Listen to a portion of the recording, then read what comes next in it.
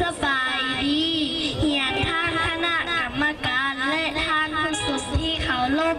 หลานซื่อนานตาน้อยมาจากโรงเรียนหมอต้นน้ำอุ่น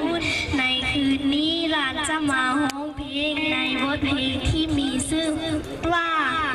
เสบังเฮียงเสิร์ท่าติดตามฮับฟังและฮับสุขได้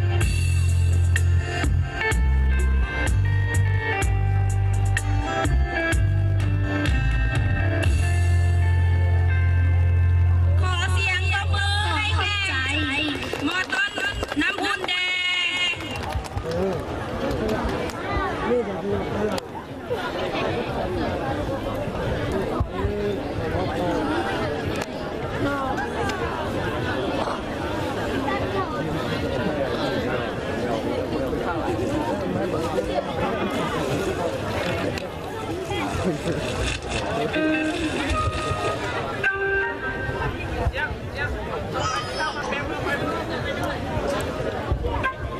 ขอบใจทางเนาะทางเจ้าของขวัญรางวัลดอกไม้อะไรอื่นๆเสียงดังๆจากมอต้นน้ำอุ่นอีกทีนึง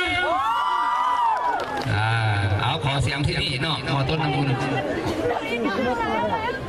อันดับต่อ